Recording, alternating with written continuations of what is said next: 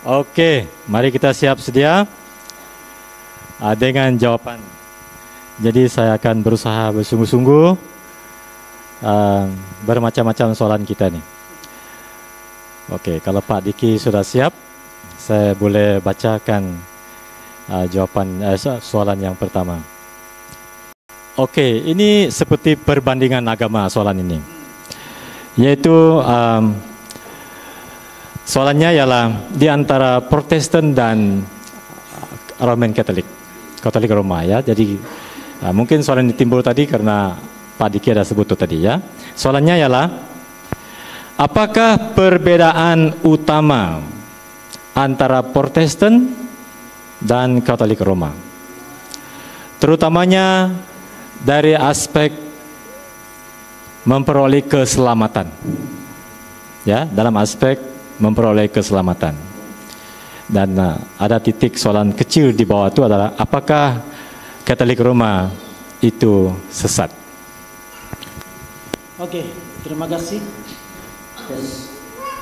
Pertama, terima kasih untuk para singers, MC, dan yang main tamborin, para pemain musik. Terima kasih untuk penyembahan yang sangat beautiful. Saya berharap kita menikmati hadirat Tuhan, tapi kita juga perlu belajar, dan karena itu mari kita pay attention untuk semua pertanyaan yang akan Jadi kalau kita mau ringkas, doktrin keselamatan Protestan itu berpusat kepada apa yang disebut dengan anugerah Allah, karya Allah, teosentrik. Kalau doktrin keselamatan Roman Katolisisme itu sakramental, bersifat sakramental. Jadi bertumpu kepada khasiat manfaat dari sakramen. You dilahirkan kembalikan, you harus terima sakramen baptisan. You bikin dosa besar, kemudian you terlibat dalam dosa kardinal itu, you dapat infus anugerah lagi melalui sakramen pengakuan dosa, kemudian sakramen perjamuan kudus, dan seterusnya. Jadi keselamatan mereka itu bergantung kepada sakramen. Makanya pandangan Roman Katolisisme itu disebut sacramental theology, teologi sakramental, karena everything bertumpu kepada manfaat atau khasiat dari sakramen. Oke, apakah sesat atau tidak? Kalau kita bicara sesat kan kita harus ada ukurannya, kan harus ada standarnya kan. Saudara ingat di sesi saya yang pertama, saya bicara tentang theological triads, level-level doktrin. Ada doktrin-doktrin peringkat pertama. Nah, doktrin peringkat pertama itu apa? Pertama, the Trinity. You harus percaya Allah Tritunggal. Kalau you tidak percaya Allah Tritunggal, you bukan orang Kristen. Karena itu yang membedakan orang Kristen dengan semua agama yang lain. Kemudian, you harus percaya bahwa Yesus adalah Allah yang menjadi manusia. Satu person, dua nature. Allah sejati dan manusia sejati. Kalau you tidak percaya itu, you bukan orang Kristen. You harus percaya bahwa Roh Kudus adalah pribadi ketiga dari Allah Tritunggal. Kalau you tidak percaya Roh Kudus itu pribadi, misalnya saksi-saksi Yehova, you bukan Kristen. Kemudian you mesti percaya bahwa Alkitab adalah firman Tuhan. Iya dong. Karena dari mana you tahu tentang Tuhan, Yesus, Roh Kudus dan lain sebagainya kalau bukan dari Alkitab? Kalau you tidak percaya Alkitab firman Tuhan, you bukan Kristen. Karena kitab sucinya orang Kristen ya Alkitab. Betul kan? Kemudian the gospel. Nah, the gospel ini itu adalah yang paling penting. Saudara ingat tadi gereja di Galatia itu murtad bukan karena menyangkal the Trinity, bukan karena masalah kristologi. Mereka kristologinya bagus. Bukan juga masalah pneumatologi, doktrin Roh Kudus. Mereka doktrin Roh Kudusnya bagus. In fact di dalam surat Galatia itu Paulus bicara tentang Kristus dan bicara tentang roh ya. Bagaimana mungkin kamu memulai dengan roh tapi mengakhirinya dengan daging? Artinya mereka punya ide tentang doktrin Roh Kudus.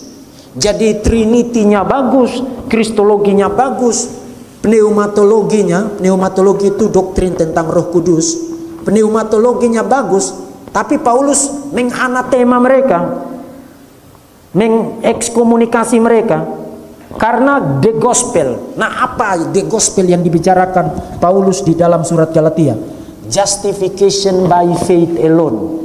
Karena ingat, problem di Galatia adalah mereka memang percaya Tuhan, tapi mereka tidak merasa cukup. Orang-orang Yahudi bilang, tidak cukup hanya iman. Kamu kalau mau jadi umat Allah, you harus tambah dengan baptisan, you harus tambah dengan sunat, you harus tambah dengan sabat, dan you harus tambah dengan memelihara kosher food itu, hukum tentang makanan halal haram itu di dalam tradisi Yahudi. Kalau you tidak tambah dengan itu, you tidak termasuk di dalam umat Allah. Paulus bilang tidak bisa. Seseorang menjadi bagian dari umat Allah itu adalah iman saja, iman kepada Tuhan Yesus. Karya Tuhan Yesus itu sufficient, cukup. Tidak perlu ditambah dengan yang lain. Tidak boleh ditambah dengan sunat, tidak boleh ditambah dengan sabat, tidak boleh ditambah dengan hukum tentang kosher food itu. Tidak usah ditambah. The gospel itu simple, the simplicity of the gospel. Jika kamu mengaku dengan mulutmu bahwa Yesus adalah Tuhan dan percaya dalam hatimu bahwa Allah telah membangkitkan dia dari antara orang mati, kamu diselamatkan. Kan tidak tambah sunat di situ, tidak tambah sabat di situ. Itu the simplicity of the gospel. Nah, pada area ini saya 100% percaya Katolik itu bukan hanya sesat, tapi apostate church, gereja yang murtad. Karena mereka bukan hanya nambah paus di situ. You kalau tidak percaya paus itu infallible, you dianatema loh. You baca Vatikan I, menganatema siapapun yang menolak paus itu punya klaim keutamaan yurisdiksi, artinya berkuasa atas semua gereja. Jadi di mata mereka saudara itu masuk neraka. Jangan you pikir bahwa mereka itu nice dengan saudara. Dan itu ada di dokumen resmi mereka di Vatikan I 1870 bulan April. Kemudian itu masih diteruskan di dalam Vatikan II. Artinya, in addition to the gospel, in addition to the sufficiency of the work of Christ, mereka tambahin paus di situ. You harus percaya kepada otoritas paus, kalau tidak you masuk neraka. Dan bukan hanya itu, mereka juga percaya the infallibility of Pope, ya. Paus itu tidak bisa salah. Dan kalau you bilang paus bisa salah, you dikutuk masuk neraka. Artinya mengutip kata-kata dari salah satu paus yang terkenal, ya, Boniface 12 mengatakan, it is necessary for salvation, adalah harus untuk keselamatan, supaya semua manusia tunduk kepada Roman Pontiff. Coba you proses kata-kata itu. Kalau you tidak tunduk kepada Roman Pontiff, Pope di Roma, maka you tidak selamat. Karena it is necessary for salvation, untuk keselamatan. Artinya Roman Catholicism menambahkan banyak sekali hal-hal yang lain yang tidak ada di dalam Alkitab dan menjadikannya sebagai syarat keselamatan. Dan bukan hanya itu, doktrin bahwa Maria itu perawan, artinya tidak punya anak lagi setelah Yesus lahir dan tidak pernah berhubungan suami istri dengan Yusuf, perpetual virginity. Kemudian doktrin tentang immaculate conception of Mary, Maria itu dilahirkan tanpa dosa asal dan juga tidak melakukan dosa. Termasuk doktrin tentang Maria diangkat tubuhnya ke surga. Itu semua obligatori, wajib. Kalau you tidak percaya itu, you masuk neraka. Artinya Roman Catholicism ini menambahkan banyak sekali hal sebagai syarat keselamatan, which is persis ditolak oleh Paulus di dalam surat Galatia. Kita justified, kita dilihat benar, itu by faith alone, hanya oleh iman. Tidak boleh ditambah dengan yang lain lagi. Itu yang disebut dengan the simplicity of the gospel. Gospel itu simple, tidak usah ditambah dengan paus, tidak usah ditambah dengan doktrin Maria, tidak usah ditambah dengan purgatori, tidak usah ditambah dengan indulgensia, surat penghapusan siksa itu. Yes, saya 100% percaya. Dan itu ada kriterianya kan, saya kasih kriterianya tadi. Karena Roman Catholicism bukan hanya violate tapi juga menambahkan banyak hal kepada the simplicity of the gospel. Itu kriterianya. Jadi kalau saya bilang iya, itu bukan karena saya tidak suka dengan mereka, tapi karena ada kriterianya, ada dasarnya, berdasarkan theological triads yang tadi. Oke, panjang ya. Perlu panjang-panjang sebab untuk pengetahuan Pak Diki, banyak di antara kita di sini yang berlatar belakangkan Roman Katolik. Ya. Jadi saya harap jawaban itu sangat bernaslah ya. Jadi saya tak pernah mendengar jawaban yang yang straight to the point. Terima kasih. Oke. Soalan yang kedua. Masih dengan perbandingan agama ya, saya kolek perbandingan ini lebih serius lagi nih. Maaf, mungkin saya ganti ini aja, agak ribut ya. Ya. Apa kresek ya. Sebenarnya suara saya juga cukup sih, karena saya biasa marah-marah orang, jadi suara saya besar. Mana yang stand itu?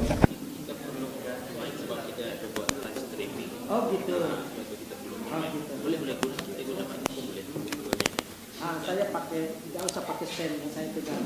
Ya.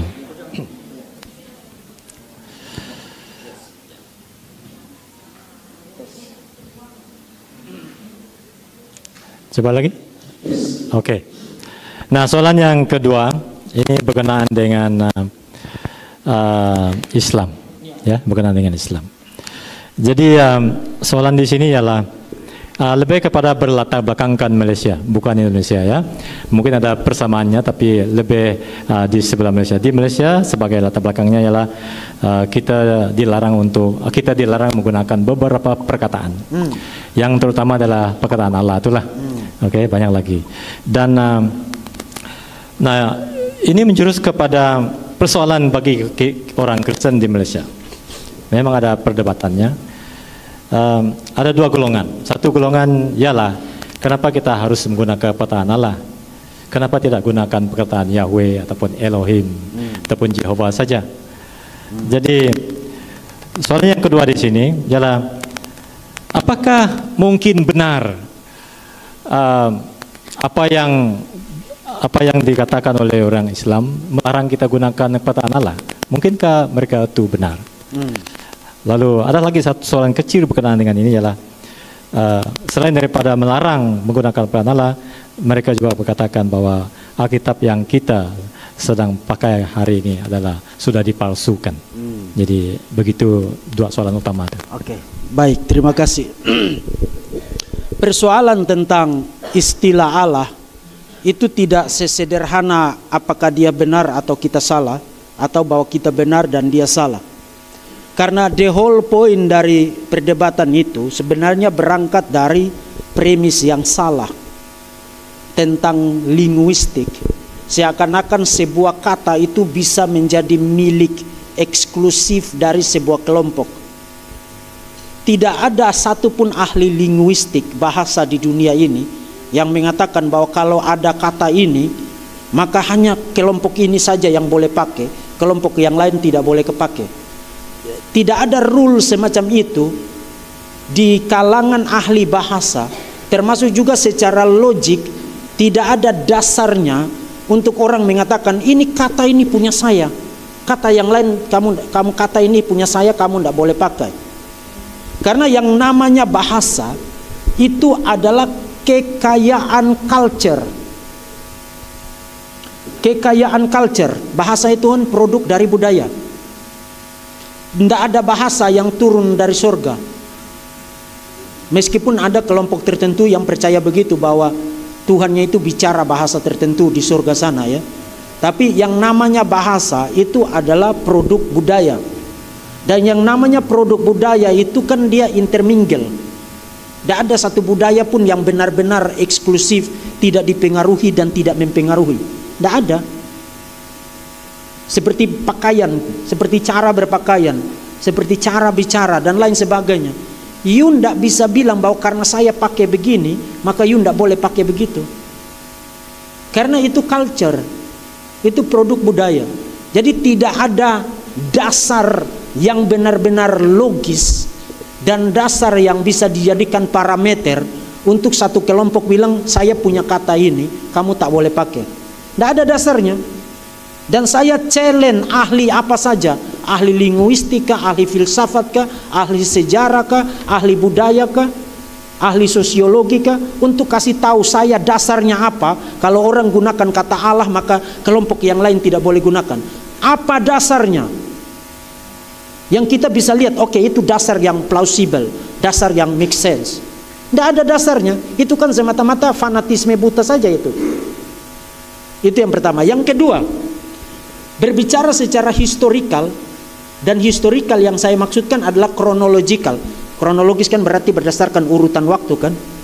Kata Allah itu sudah dipakai oleh orang Kristen sebelum Islam lahir loh. Yes, kata Allah itu sudah dipakai oleh orang Kristen sebelum Muhammad lahir malah. Karena kekristenan itu sudah beredar di Jazirah Arabia itu bahkan sebelum Muhammad lahir. Nama-nama orang seperti Abdullah itu kalau you baca biografi terawal dari Muhammad, sirat Rasul Allah yang ditulis oleh Ibnu Ishaq, Ibnu Hisam, kemudian diedit oleh Ibnu Ishaq, menyebutkan salah satu martir Kristen pada masa Muhammad dan dia beragama Kristen bernama Abdullah. Bernama Abdullah. Tahu Abdullah kan gabungan dari hamba dan Allah kan. Even nama bapaknya Muhammad itu Abdullah, dan dia tidak Islam, dia tidak Muslim. Artinya sebelum Islam lahir, kata Allah itu sudah menjadi teoforik ya. Teoforik itu nama yang ada kata Allahnya. Misalnya Yosua. Yosua itu teoforik ya, karena ada kata Yahweh-nya di situ, kata Yehovah-nya di situ. Kemudian Daniel ada kata El-nya di situ. Itu berarti teoforik.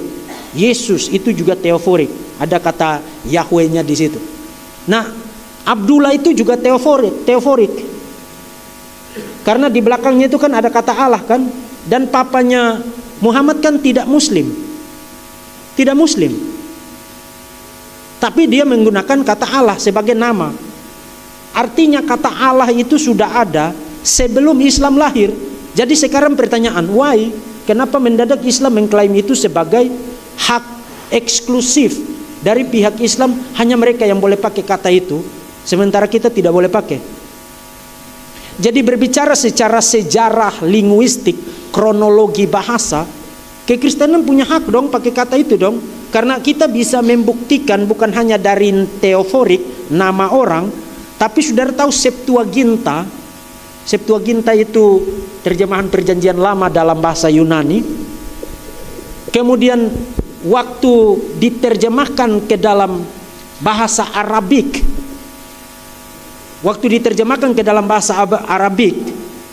dia tidak terjemahkan dengan menggunakan huruf Arab, tapi menggunakan huruf Yunani. Misalnya seperti bahasa Koptik. Bahasa Koptik itu kan bahasa Mesir, tapi dia tidak pakai huruf lain, dia pakai huruf Yunani. Jadi dia pakai huruf Yunani tapi bahasa Mesir. Begitu juga Septuaginta yang diarabisasi, itu dia pakai bahasa Yunani, abjadnya itu abjad Yunani, tapi dia sebenarnya bahasa Arab. Dan bagian-bagian di mana kata Elohim muncul di dalam perjanjian lama, dia terjemahkan dengan apa? Dengan Allahu, alfa, lambdanya itu double, kemudian alfa lagi, kemudian upsilon di belakang. Karena bahasa Yunani tidak punya huruf H. Memang bisa ada ucapan H kalau ada rough breathing ya, tanda hembus yang kasar. Misalnya hodos. Hodos itu kan sebenarnya tulisannya kan odos, tidak ada H-nya. Tapi kita harus ucapkan itu hodos, karena di depan omikron di depan itu ada tanda hembus kasar. Maka harus ada bunyi H-nya.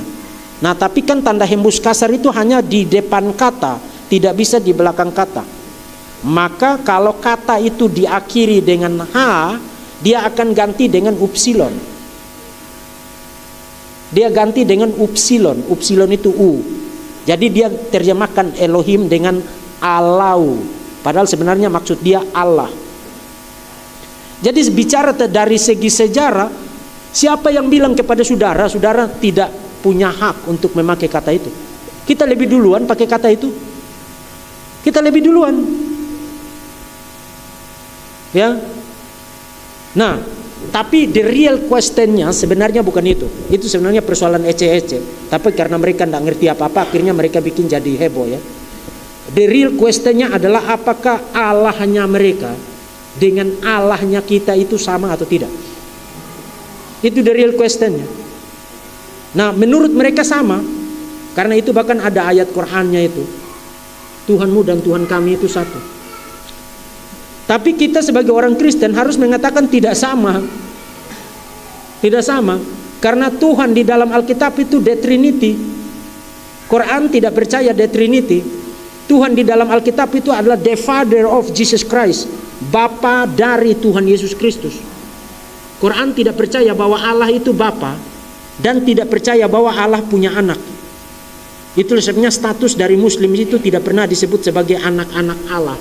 Tapi mereka disebut sebagai hamba-hamba Allah. Itu status tertinggi mereka.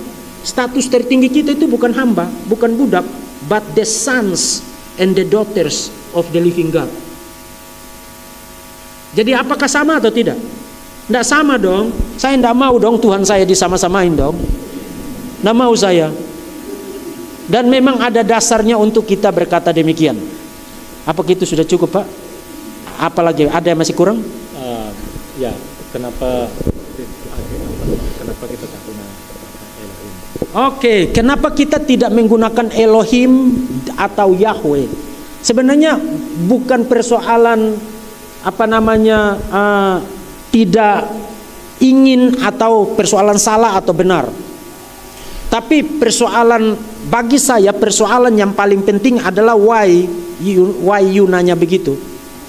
Karena saya ketemu banyak orang, saudara-saudara, waktu mereka nanya begitu, sebenarnya maksud mereka mengatakan kita harus menggunakan Elohim dan Yahweh. Tak boleh menggunakan Allah. Nah ini kalau you bilang harus, itu masalah. Karena perjanjian baru sendiri tidak merasa harus. Saudara ingat, seluruh perjanjian baru ditulis dalam bahasa Yunani. Kecuali ada perdebatan tentang the Gospel of Matthew. Karena menurut salah satu bapak gereja namanya Papias pada abad kedua mengatakan bahwa Injil Matius itu ditulis en Hebraidi dialecto. Di dalam bahasa Yunani artinya di dalam dialek.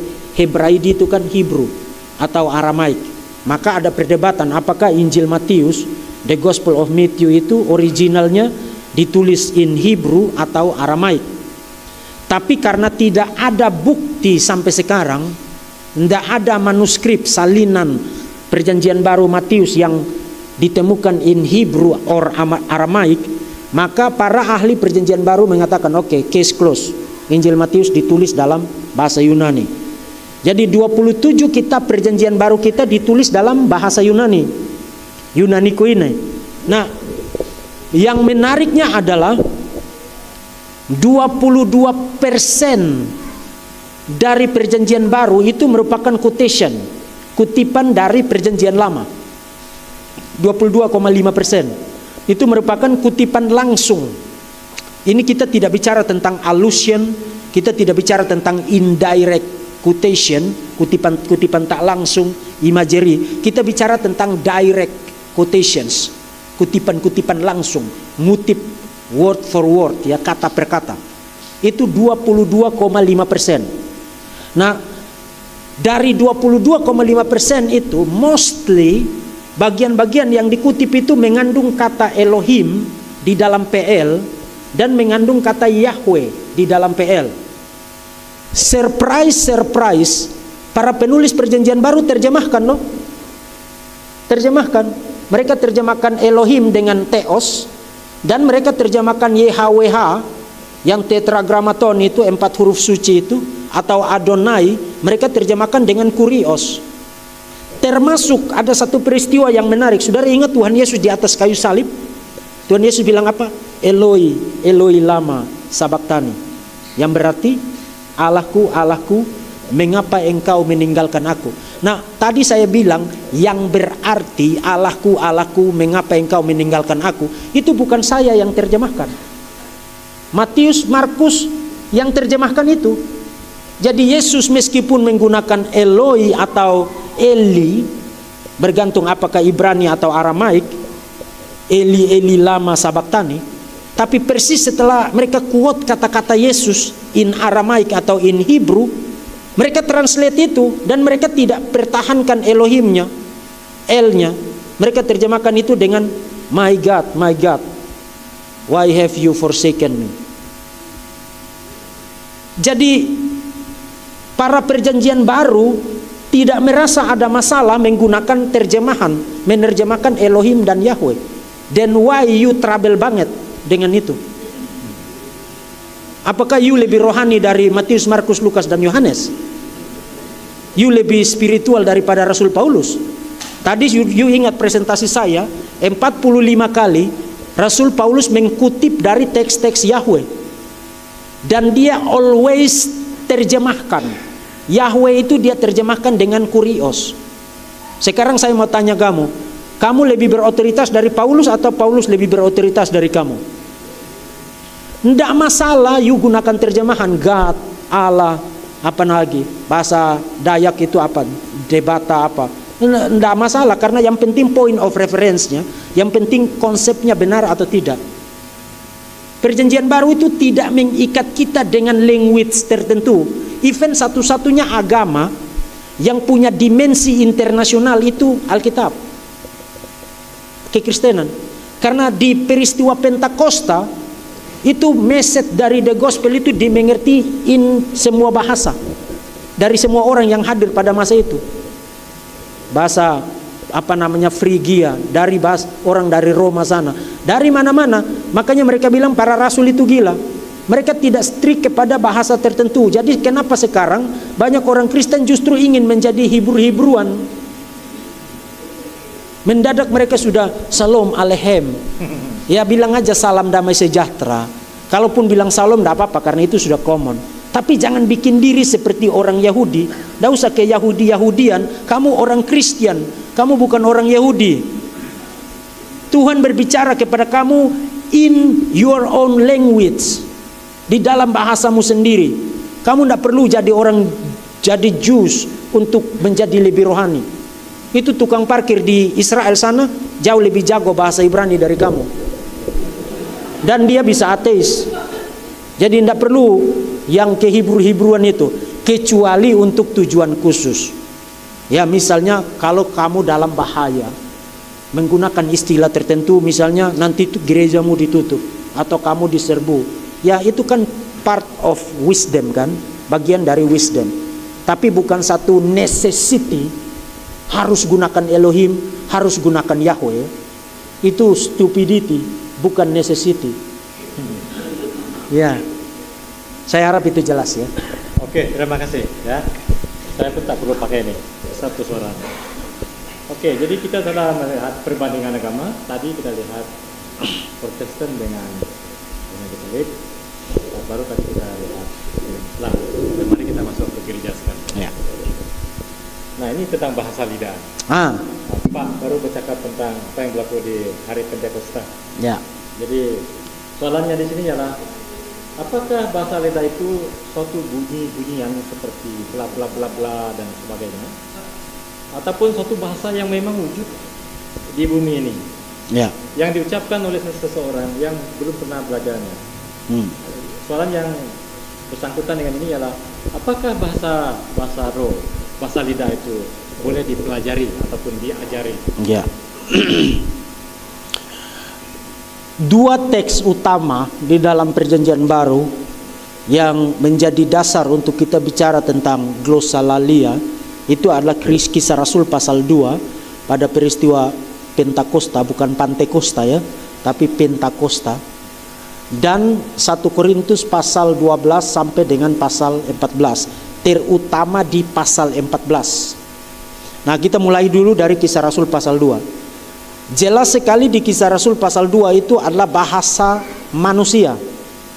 Karena meskipun orang-orang itu menganggap para rasul itu gila, tapi mereka ngerti apa yang dibicarakan oleh para rasul di dalam bahasa mereka masing-masing.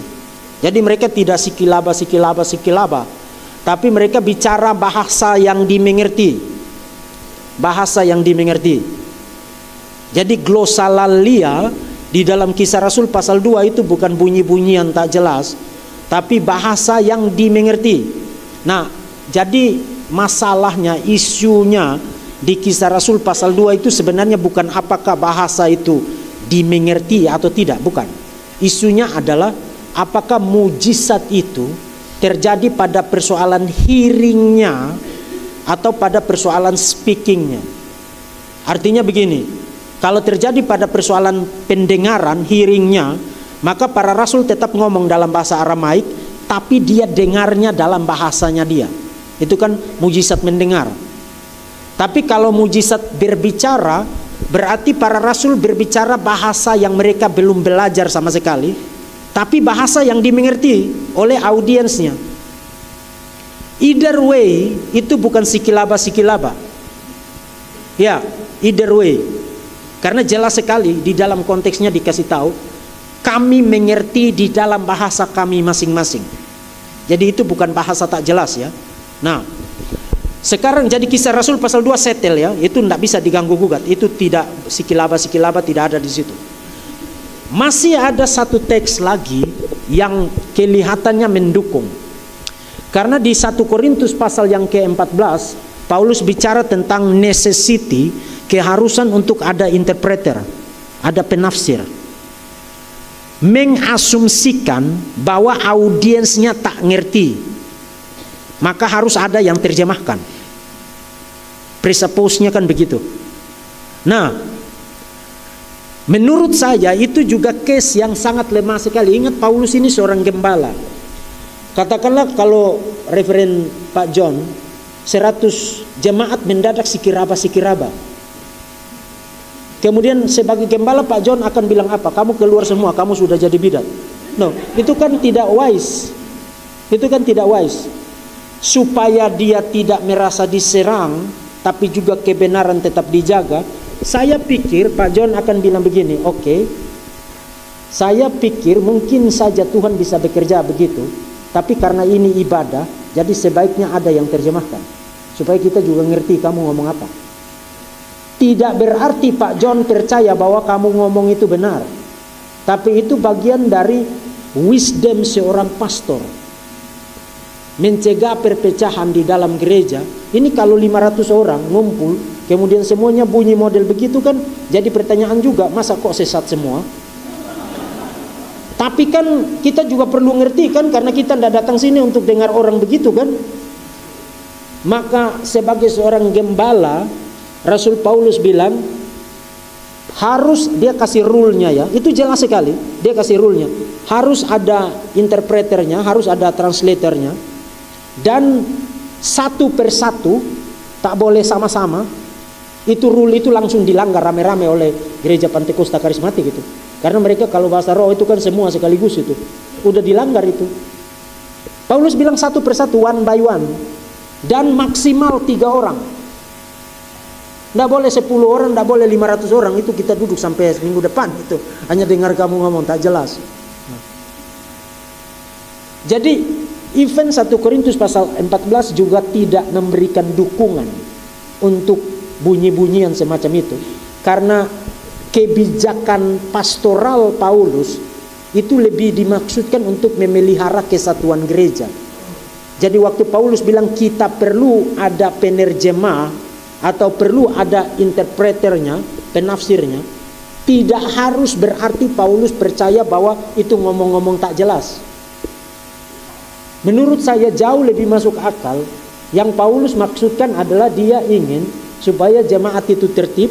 Ingat ya, segala sesuatu harus tertib dan teratur. Itu prinsip pastoralnya Paulus di situ. Tertib dan teratur. Jadi waktu dia bilang kita perlu ada interpreter atau translatornya, kemudian harus satu persatu dan maksimal 3 orang, itu dimaksudkan untuk prinsip tertib dan teratur itu. Nah, saya sendiri membuka sedikit kemungkinan untuk fenomena itu. Tapi mayoritas yang saya lihat itu buat-buat sendiri. Itu ngarang-ngarang sendiri itu. Dan saya sendiri pernah waktu masih mahasiswa dulu, kan dulu waktu di seminari, bergantung siapa kasih donasi banyak dia bisa bawa mahasiswa waktu itu. Jadi karena donaturnya itu orang Sikiraba, jadi dia bawa kami setiap hari Rabu kan. Jadi disuruh untuk berbahasa roh. Saya tidak bisa bahasa roh, jadi saya sikat bahasa rote. Lalu dia bilang bagus, teruskan. Padahal yang saya ngomong itu bahasa saya, dia tidak ngerti bahasa saya. Dia pikir bahasa roh. Nah, yang begitu-begitu kan fake sebenarnya. Kita tahu itu fake. Tapi karena dibalut dengan spirituality, jadi kita mau bilang palsu juga kan tidak enak. Tapi memang fake. Kita harus kasih tahu itu fake ya. Nah, apakah bisa dipelajari? Itu kan karunia, gift. Jadi gimana mau pelajarinya? Apanya yang mau pelajari? Biasanya kan mereka di tele-evangelis itu kan ngomong, nonaktifkan otakmu, apa saja yang keluar dari mulutmu. Maksudmu apa? Pada saat manusia menonaktifkan otaknya, kan dia tidak ada bedanya dengan kerbau. Iya, yang membedakan kita ini kan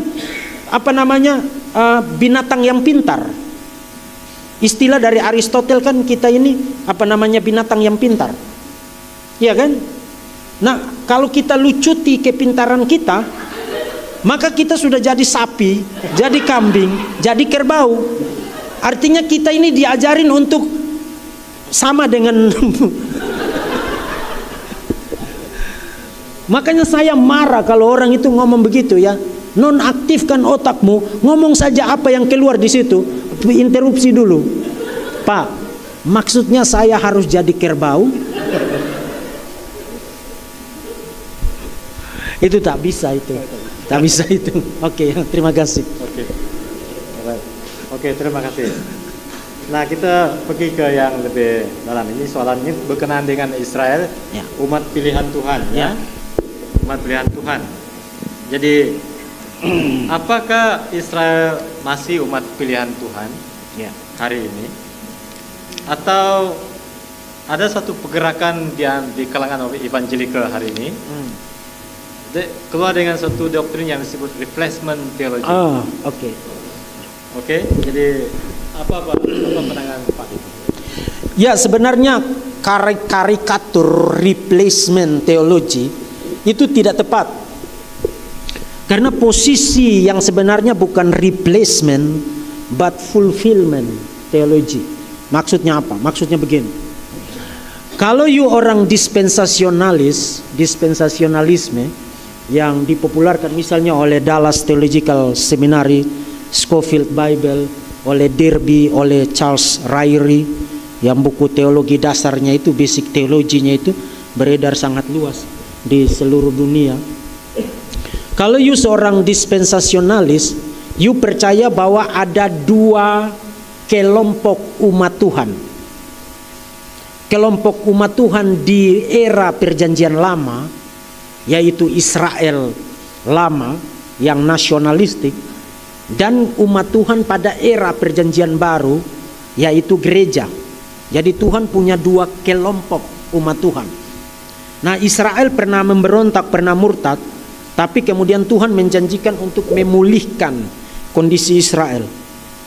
Dan itulah sebabnya orang-orang yang percaya dispensational theology itu selalu sangat obsesi sekali dengan Israel. Mereka bahkan ikuti terus majalah, news di televisi, di internet tentang perkembangan politik, perkembangan sosial, ekonomi di Israel. Begitu ada perkembangan tentang perang atau apapun, mereka akan mulai cocok-cocokin dengan Alkitab tentang Sion dipulihkan, bait suci yang ketiga akan didirikan kembali, bla bla bla bla bla bla, dan seterusnya. Karena menurut mereka ada janji nasionalistik mengenai restorasi dan pemulihan bagi Israel. Bahkan itu terkait juga dengan eskatologi, doktrin tentang kedatangan Kristus yang kedua kali. Jadi kalau you dispensasionalis, you akan percaya bahwa nanti Kristus akan datang secara literal di bumi, kemudian mendirikan kerajaan 1000 tahun secara literal, dan pusatnya itu di Yerusalem. Dan pada saat itu bait suci yang ketiga akan dibangun kembali. Jadi terjadi masa keemasan selama 1000 tahun, di mana Sion atau Israel itu dipulihkan secara politik dan secara nasionalistik. Itu dispensasional teologi. Jadi ada gap antara umat Allah di dalam perjanjian lama dengan saudara dan saya. Mereka biasanya sebut saudara dan saya itu cangkokannya. Tapi pohon yang aslinya itu adalah Israel. Nah, saudara-saudara, kalau you percaya begitu, for start saja dan demi keringkasan saja, brevity saja, komentar saya adalah kalau begitu Tuhan punya 2 rencana. Satu untuk Israel dan satu untuk saudara dan saya. Itu Tuhan punya pikiran ganda itu. Dan Tuhan yang punya pikiran ganda itu Tuhan yang tidak sehat. Saudara, tidak usah bicara Tuhan. You kalau punya pikiran bercabang, you tidak sehat loh. Itulah sebabnya pikiran itu harus di set your mind on something, sesuatu. Jangan ke sini, jangan ke situ. Bahkan Tuhan Yesus bilang jangan punya 2 tuan, jangan punya 2 master. Nanti kamu khianati yang satu, kamu setia kepada yang satu. Kalau tidak bisa punya 2 master, you juga tidak bisa punya 2 umat sekaligus pada saat yang sama. Dan itu berjalan di dalam rel yang berbeda ya. Itu terpisah satu sama lain. Jadi saya teologi dispensasional itu tidak atraktif bagi saya, tidak menarik bagi saya. Bahkan sejak pertama kali saya mengenal teologi itu, saya langsung tidak tertarik. Ini teologi yang aneh. Teologi yang aneh ya. Nah, di sisi lain Covenant teologi atau istilah lainnya teologi Calvinisme atau teologi reform, dan itu sebenarnya diterima juga di dalam evangelicalism dalam konteks yang lebih luas, mengatakan bahwa Tuhan itu hanya punya satu rencana dan Tuhan itu hanya punya satu umat Tuhan, satu kelompok umat Tuhan. Jadi perjanjian lama, umat di dalam perjanjian lama dan umat di dalam perjanjian baru itu adalah umat yang satu itu. Jadi bukan ada 2 umat Tuhan. Dan umat yang satu itu diterima sebagai umat Tuhan atas dasar yang sama, yaitu by faith. Saudara lihat bapak semua orang beriman di dalam perjanjian lama siapa? Abraham. Dan di dalam Kejadian pasal yang ke-15, maka percayalah Abraham dan Allah memperhitungkan itu sebagai kebenaran baginya. Allah memperhitungkan itu sebagai kebenaran baginya. Jadi Abraham justified by faith. Bagaimana dengan Adam dan Hawa? Yes, mereka juga punya faith yang sama. Faith yang sentralnya adalah Tuhan Yesus. Karena saudara ingat begitu mereka berdosa, janji Injil yang paling pertama itu dikasih tahu kepada mereka loh. Akan lahir the seed of the woman yang akan keras, yang meremukkan kepala ular, dan ular itu akan memagut ya, meremukkan tumitnya. Jadi mereka menaruh iman mereka kepada Mesias di masa depan. Saudara-saudara, perbedaan antara kita dengan umat di era Covenant lama itu bukan karena mereka itu dasarnya Taurat dan kita itu iman. No. Kita diterima sebagai umat Allah atas dasar yang sama, faith, dan objek iman yang sama, Kristus, Mesias. Bedanya hanya pada the direction of faith. Kalau mereka itu melihat ke depan, Adam dan Hawa, Abraham, Daud, Musa, Yesaya, Yeremia beriman kepada Mesias, dan atas dasar itu mereka justified. Tapi iman mereka itu bersifat melihat ke depan, karena Mesias kan belum datang. Mesias belum datang. Saudara dan saya melihat ke belakang karena Mesias sudah datang. Jadi mereka melihat ke depan, kita melihat ke belakang. Ketemunya di mana? Ketemunya di Golgota. Jadi dasar yang sama, foundation yang sama, mekanisme yang sama, objek iman yang sama. Yang berbeda itu apa? Arahnya. Mereka melihat ke depan, kita melihat ke belakang. Jadi iman kita itu bersifat masa lampau. Kita beriman kepada sesuatu yang sudah terjadi. Mereka beriman kepada sesuatu yang belum terjadi. Makanya Tuhan Yesus di dalam Matius pasal 13 mengatakan, semua nabi ingin melihat apa yang kamu lihat sekarang. Mereka longing, sangat ingin melihat apa yang kamu lihat sekarang terjadi di depan matamu. Musa ingin lihat itu, Abraham ingin lihat itu, Adam dan Hawa ingin lihat itu, Nuh ingin lihat itu, Daud, Salomo, Yeremia, you name it. Mereka ingin melihat itu karena mereka beriman kepada Mesias yang akan datang itu. Kita juga ingin lihat itu kan, tapi kita juga tidak bisa karena sudah lewat. Jadi mereka ingin melihat itu karena belum terjadi, kita juga ingin melihat itu karena sudah terjadi.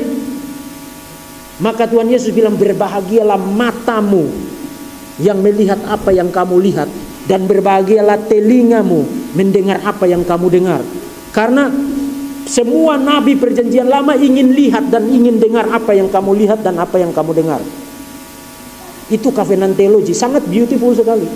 Saudara lihat, mendadak Alkitab perjanjian lama dan perjanjian baru itu menjadi satu, ya, tidak bisa dipisahkan. You tidak bisa hanya terima perjanjian lama, menolak perjanjian baru. You tidak bisa hanya, oke, saya orang Kristen jadi saya tidak suka perjanjian lama. Tidak bisa, kamu nakal itu. Tidak bisa.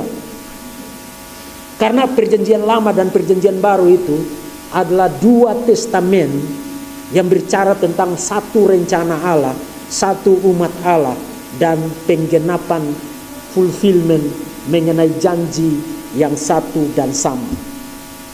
Jadi kita adalah the fulfillment,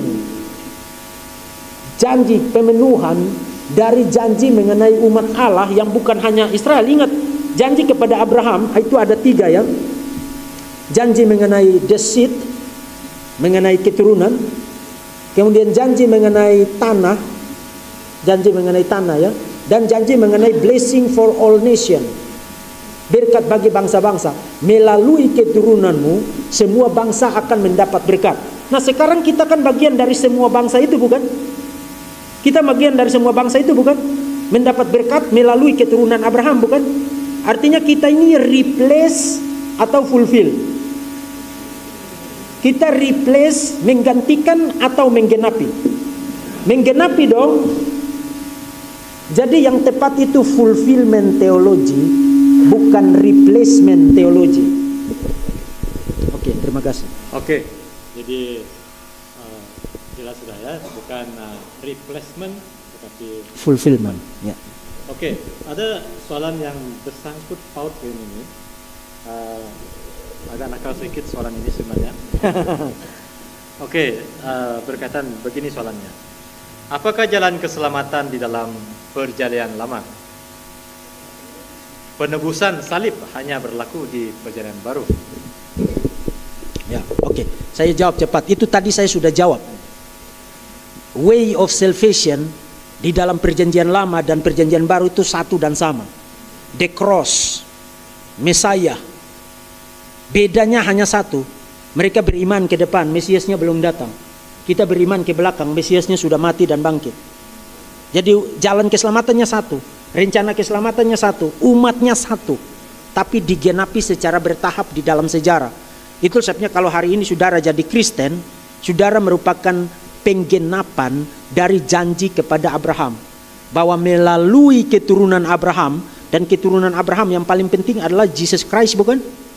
Melalui keturunan Abraham semua bangsa mendapat berkat. Dan itulah sebabnya kenapa the seed of the woman itu, keturunan perempuan itu datang dan mengalahkan setan setelah kebangkitannya secara gilang gemilang, memberikan perintah apa? Pergilah, jadikanlah semua bangsa muridku. Itu penggenapan dari janji Abraham. Melalui keturunanmu segala bangsa akan mendapatkan berkat. Jadi kita adalah penggenapan dari janji itu. Jalan keselamatannya satu dan sama. Bedanya pada arahnya. Mereka ke depan, kita ke belakang. Oke, jelas ya? Saya rasa soalan ini menarik. Yes. Pasti ini soalan dari perempuan. Oke, soalannya adalah apakah perempuan boleh menjadi pastor, gereja, mengajar ataupun berkhotbah? Oke. Yes. Saya buka sekolah teologi dan mayoritas itu perempuan. Kadang-kadang saya bertanya, apakah para laki-laki ini sudah tidak ada yang mau jadi pendeta? Yang mendaftar itu mayoritas perempuan. Jadi dari 100 itu ada 70 yang perempuan, 30 yang laki-laki. Mayoritas perempuan. Itu secara fakta. Nah, kita tidak boleh judge theological issue berdasarkan experience, berdasarkan pengalaman. Theological issue itu kan pertanyaan theological kan? Pertanyaan theological harus dijawab secara theological atas dasar eksegesis Alkitab. Nah, membuat ceritanya jadi singkat, saya kasih saudara lecture singkat saja, 5 menit atau 10 menit. Di dalam kekristenan, di dalam semua tradisi yang ada, branches yang ada, cabang-cabang yang ada, itu ada dua posisi. Posisi yang pertama adalah posisi komplementarianisme. Komplementarianisme mengatakan perempuan tidak boleh menjabat sebagai gembala pengajar. Gembala pengajar dalam arti misalnya gereja ini ya, dia menjadi gembala seniornya, kemudian dia menjadi top leadernya. Itu tidak boleh. Karena menurut komplementarianisme, bukan karena perempuan itu lebih rendah dari laki-laki, bukan. Komplementarianisme percaya perempuan dan laki-laki sama-sama gambar Allah dan sama-sama punya dignity yang sejajar, setara. But kepemimpinan itu kan bukan soal dignity, bukan soal human dignity, tapi soal role, soal peran, soal function. Nah, di dalam Alkitab kan Tuhan define function, role itu kan berbeda. Misalnya begini, saya tidak bisa minggu depan berdoa kepada Tuhan, Tuhan tolong gantikan saya untuk menggantikan peran melahirkan, karena istri saya kalau melahirkan sakit. Nah, bisa, karena Tuhan sudah define itu, mendefinisikan itu, peran itu hanya untuk perempuan. Maka laki-laki tidak boleh jadi perempuan ya. Dan yang perempuan juga tak boleh jadi laki-laki. Itu melanggar desain Tuhan itu. Melanggar desain Tuhan. Jadi dalam hal role leadership, top leadernya, itu desain itu diberikan kepada Adam. Kemudian nanti diteruskan kepada para imam. Saudara ingat, nabi ada perempuan, tapi imam tidak ada perempuan. Di dalam perjanjian lama, nabi ada perempuan, tapi imam tidak ada perempuan. Kemudian para rasul yang dipilih oleh Tuhan Yesus juga all male ya, laki-laki. Nah, memang ada sedikit perdebatan tentang Roma pasal 16 ayat 7 mengenai Andronikus dan Yunia di situ. Itu kelihatannya pasangan suami istri, tapi saya tidak ingin ke situ nanti. Jadi komplementarianisme bilang perempuan boleh mengajar, perempuan boleh berkhotbah, tapi perempuan tidak boleh menduduki top leader di dalam gereja. Itu tugas, function, role dari laki-laki. Kalau, jadi artinya boleh enggak perempuan jadi pendeta? Boleh dong. Boleh. Dia tidak boleh menduduki top leader saja. Misalnya menjadi ruling bishop, enggak boleh. Enggak boleh. Tapi dia mengajar, dia berkhotbah, boleh dong. Boleh, karena ingat fungsi mengajar berkhotbah itu kan merupakan salah satu fungsi dari profet juga kan. Dan profet itu ada nabi. Tapi fungsi leadership, fungsi teaching with authority itu kan fungsi imam. Nah, itu dipercayakan kepada laki-laki. Jadi saya kira pertanyaannya sudah terjawab, tapi saudara perlu tahu isunya. Posisi yang kedua adalah posisi egalitarian. Egalitarianism mengatakan bahwa tidak ada perbedaan hakikat dan juga tidak ada perbedaan role function antara laki-laki dan perempuan. Artinya all position, all functions, all roles itu bisa dijabat oleh perempuan. Nah, posisi teologi Calvinisme itu bukan egalitarian, tapi komplementarian. Komplementarian. Karena begini saudara-saudara, hari ini kan perjuangan tentang egalitarianisme itu kan lahir dari perjuangan feminisme. Feminisme itu lahirnya kapan? Dan lahirnya dari mana? Lahir dari liberalisme pada abad ke-19. Kemudian liberalisme itu memasuki kaum evangelikal, melahirkan apa yang disebut dengan feminisme Injili. Dan itu baru lahir tahun 70-an. You coba cek di bawah tahun 70-an, ada enggak priest yang perempuan? Enggak ada. Itu semua setelah tahun 70 itu. Kemudian sekarang ini kan mendadak orang bicara tentang emansipasi, bicara tentang kesamaan hak. Saya paham. Enggak ada orang yang argue against kesetaraan hak. Bukan itu isunya. Isunya adalah secara function, secara role. Apakah Allah memandatkan itu juga kepada wanita atau hanya kepada pria? Maksudnya posisi sebagai top leadernya, pengambil keputusan tertingginya. Apakah kepada pria saja atau kepada wanita? Jadi pertanyaannya bukan apakah perempuan bisa jadi pendeta atau tidak. Bisa. Orang Calvinis bilang bisa. Karena isunya di sini bukan soal itunya, soal posisi tertingginya itu loh. Nah, itu yang dipercayakan kepada laki-laki. Nah, jangan menginginkan sesuatu yang Tuhan tidak rancang buat kamu ya. Karena itu sudah terjadi di Taman Eden ya. Ada joke begini. Ini supaya kita jangan tegang-tegang. Jadi ada pertanyaan. Kenapa laki-laki harus kasih makan perempuan? Why? Perempuan tak pandai panjat. Bukan. Karena terakhir perempuan kasih makan laki-laki, satu dunia ini jatuh ke dalam dosa. Saudara ingat Taman Eden kan? Begitu perempuan kasih makan laki-laki, kita semua ini celaka.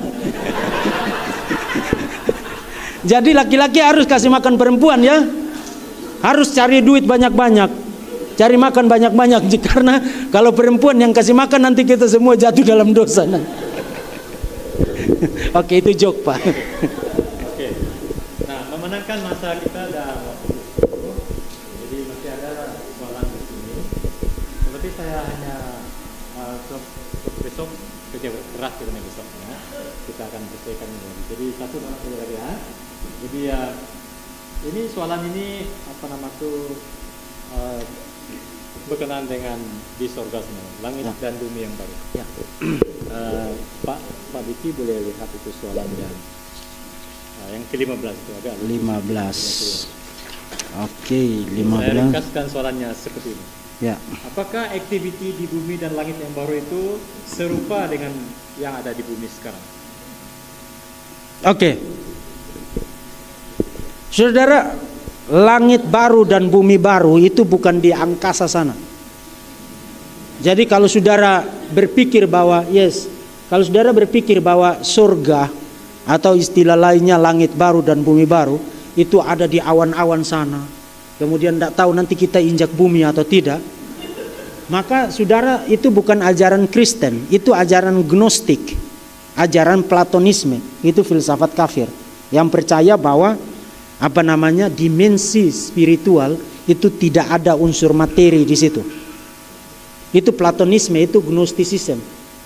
Nah, kekristenan mengatakan langit baru dan bumi baru, terutama teologi Calvinism, teologi Reform, termasuk ini juga posisi Anglikan juga.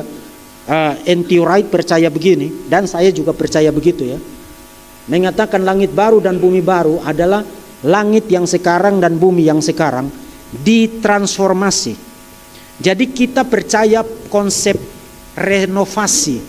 Konsep renovasi bukan konsep konsep ex nihilo, creatio ex nihilo. Kalau you percaya creatio ex nihilo, maka ini langit dan bumi yang sekarang akan totally destroy. Kemudian entah kita ada di mana. Tapi pandangan renovasi mengatakan ex vetere dalam bahasa Latin. Ex vetere mengatakan yang ada sekarang ini direnovasi, ditransformasi, jadi polusi dosanya, distorsi dosa, akibat dosa itu dibersihkan oleh Tuhan melalui final judgment. Kemudian dunia yang sekarang, langit bumi yang sekarang menjadi ekosistem di mana kita tinggal dan tidak ada lagi dosa.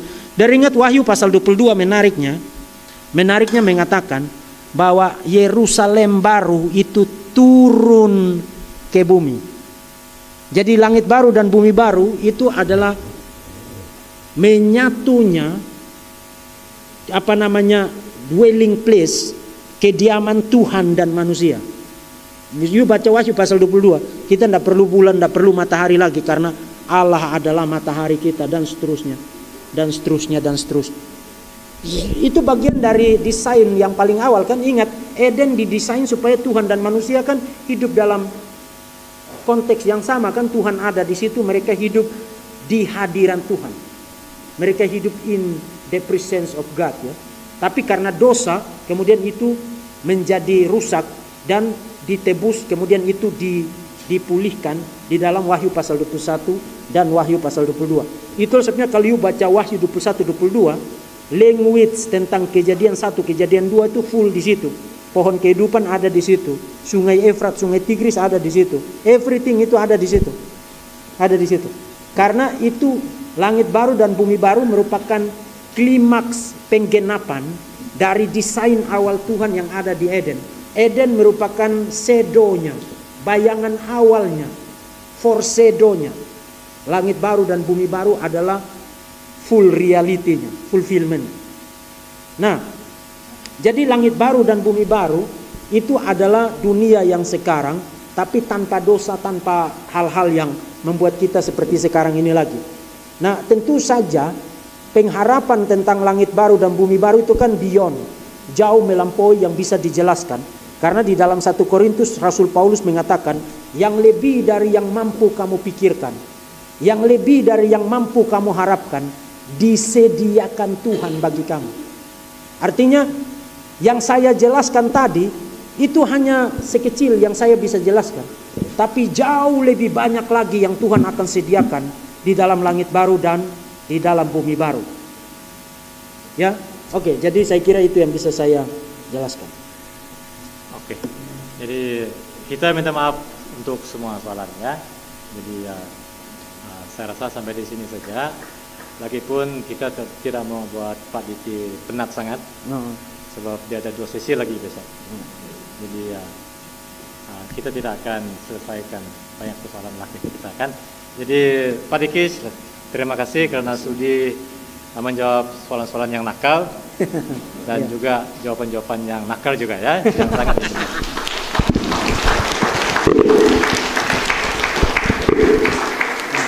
Jadi untuk untuk pengetahuan kita besok Pak Diki akan berkhotbah di Ban pukul 8 pagi, dan setelah itu dia akan berkhotbah juga di pelayanan bahasa Malaysia Melayu pada pukul 11. Jadi jemputan dari Iban ke atas besok opkom sajalah ya, sebab chapel tu memang tak ada tempat ya. Ya, satu tempat jadi akan penuh lah. Sekiranya tidak cukup di atas sana, datanglah awal di sini. Jadi itu berkenaan dengan rancangan kita besok. Jadi mungkin kita tidak akan ada masa untuk berkumpul, mungkin sedikit saja. Jadi saya ingin mengambil peluang ini untuk mengucapkan berbanyak-banyak terima kasih atas sokongan kamu dalam kita membuat program ini ya, memberi kamu, saya percaya kamu berdoa sehingga pada hari ini proses persiapan Pak Diki dengan Pak Reva, perjalanan mereka datang dengan tidak ada masalah langsung ya, puji Tuhan untuk itu. Dan juga bagi EJK yang telah bertumus-lumus menjayakan program ini. Apapun pelayanan yang kamu lakukan, saya rasa berlaku dengan begitu baik. Dan terima kasih untuk itu semua.